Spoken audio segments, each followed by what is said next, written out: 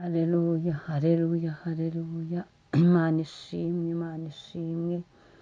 Ndabasuhuje bene data mu izina rya Yesu Kristo rifite ubutware n'ubushobozi. Iki gitondo tubanje Imana hose muri byose. Iki gitondo dushimiye Imana izinzika ijoro ikazingura amanywa. Iki gitondo tunejejwe n'Imana, ko ari Imana igira neza, ari Imana ikiranuka. Bene data ndabashuhuje mu izina rya Yesu Kristo, abo tubana mu mwanya wa niba ture buri gitondo. Wowe uri hano mu gihugu cyacu cy'u Rwanda, abari ku migabane itandukanye y'isi, dukomeje kuba mu bihe byiza byo gusenga, dukomeje kuba mu bihe byo gushima Imana. Uko biri kose dufite Imana igira neza, uko biri kose dufite Imana itwimana, uko biri kose Imana iracyakora imirimo n'ibitangaza. Dufite Imana itwitaho, dufite Imana iturengera. Imana ishimwe cyane. Mwene data nyemerera ukurira ubwiza bw'Imana ku buzima bwawe, nurangiza uzamura icyubahiro cy'Imana, nurangiza ushima Imana. Mwa kino gitondo rero muri kumwe na Bishop Leonira, umushumba w'itorero Elayono Mountain Church mu Rwanda. Tubanje Imana, nabasuhuzaga inshuti zanjye, bene data dusengana.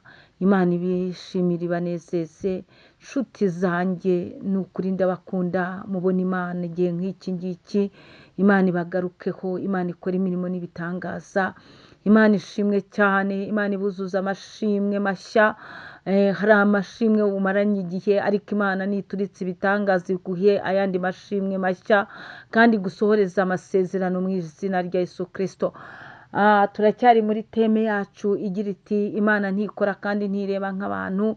Twararebye dusanga abantu baragiye bagambirira kutugirira ibibi, ndetse abantu bagerageje no kubikora, ariko kuko Imana idakora nk'abantu yanyuranyije amaboko y'ibitavuga Imana ku buzima bwacu.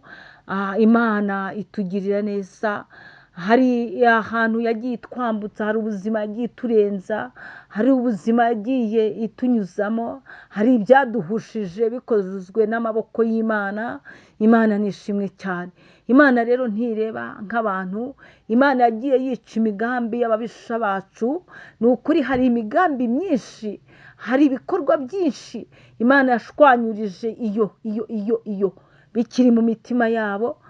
Imana itugirira neza, iraturengera. Imana nishimwe.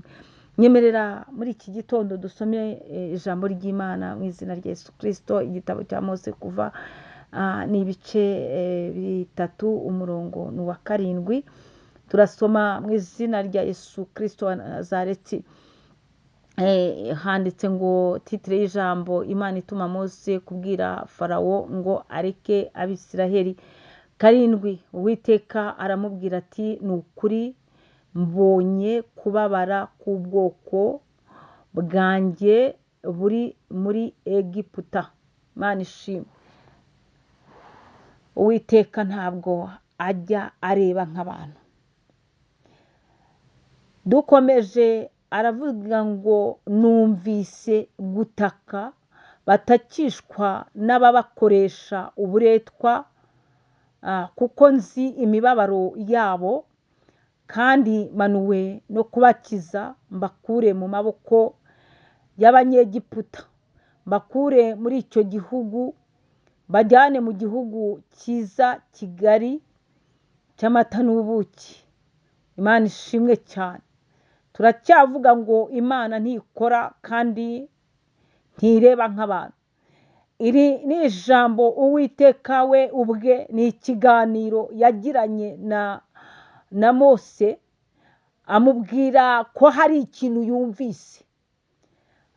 Ni ukuvuga ngo Abisiraheli bari iyo mu Egiputa bakoreshwa imirimo y'uburetwa, ndetse n'ikiboko cyari kibariho nticyari kiboroheye. Agahimano bari bafite babahima byari bikomeye. Barangije ngo muri bo bakajya bataka cyane, bagatakira Imana. Nta wundi bari bafite wo gutakira uretse gutakira Imana. Abagore b'Abisiraheli nabo batakiraga Imana. Ni ukuvuga ngo n'abana b'Abisiraheli bari bafite imibabaro batakiraga Imana. ni ukuri ngo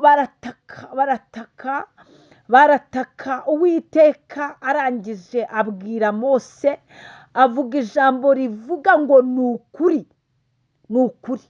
bivuga ngo bivuga ngo nyine ni ukuri ni ibintu by'ukuri nta binyoma birimo nta makabyankuru arimo ntabwo ari iby'impuhwe haravuze ngo ni ukuri mbonye kubabara Uwiteka ntabwo areba nk'abantu haravuze muri iki gitondo ngo mbonye kubabara ayiwe Imana ishimwe ko ijya ireba ikitegereza n'umubabaro wawe aho ngaho uri Imana ikaba iri kuwureba ikaba yarayiwureba muri iri joro iki gitondo ikaba ibyutse iwureba ibwiye Mose ngo ni ukuri mbonye kubabara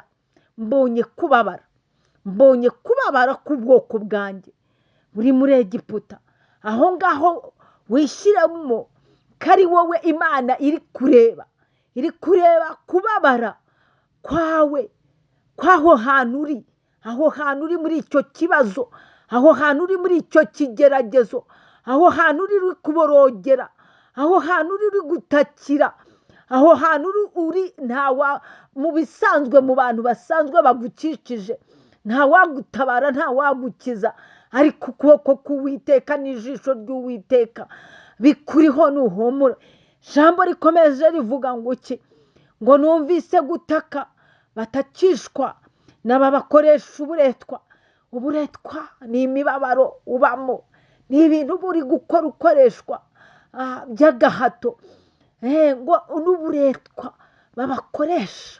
babakoresha iyi si nayo yagukoresha uburetwa rega iyi si yagukoresha uburetwa kandi reka nkubwire umuryango runaka wagukoresha uburetwa ndetse n'umuntu runaka yagukoresha uburetwa ariko ijambo ry'Imana ni rigari kandi ririjiste Imana ihabwa icyubahiro kuko yo ubwayo irivugiye ngo mbonye nditegereje mbonye kubabara Imana ibonye kubabara kwawe ibonye kubabara kwawe aho ngaho uri ibonye kubabara ubabazwa n'uwo mubiri ibonye kubabara ibonye n'uburetwa rega hari uburetwa nawe ugera kukumvura bwanze hari ubuzima wumva umaze kuzinukwa hari ubuzima wicaramo ukumva rwose urabuzinutswe ukabona ntibuhinduka ahubwo ukomeza ubabara umunsi ku munsi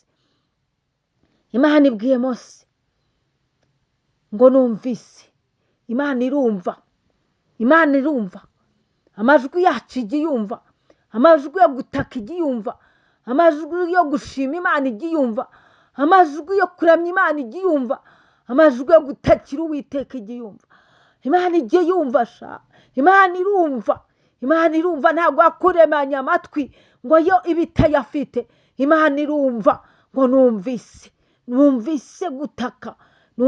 gutaka ni ku Uwiteka avuze batakishwa ikiri kugutakisha Uwiteka ari kucyumva arimo kucyumva ari kukireba batakishwa n'ababakoresha uburetwa Imana ihabwa icyubahiro iyi si irakuzungurukishije umuntu arakuzungurukishije umuntu agukoresheje uburetwa umuntu atumye utakishwa n'uburetwa iyi si ntiyoroshye Satani ntiyoroshye umubiri ntiworoshye ibyo byose byakubera ikigukoresha uburetwa ariko Uwiteka avuze neza ngo numvise hari icyo Uwiteka yumvise gutaka kwawe ikibazo uri gutaka umeze ute urataka ukijijwe urataka warakira Yesu Kristo nk'umwami n'umukiza wawe ngo akurengera gutabare uri gutakira nde uyu munsi urimo uratakira nde aho ni waba ugitakira abantu nabo bafite ibyabo bibagoye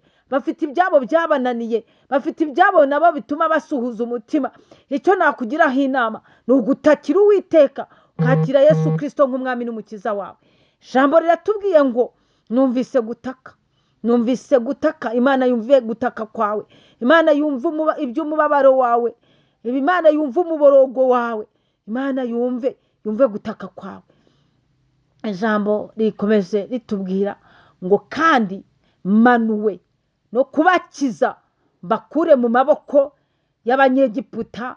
Imana ishimwe cyane, Imana ihabwa icyubahiro. Ijambo ry'Imana riravuze muri iki gitondo ngo Imana imanuwe, Imana izanywe, Imana ije ku buzima bwawe.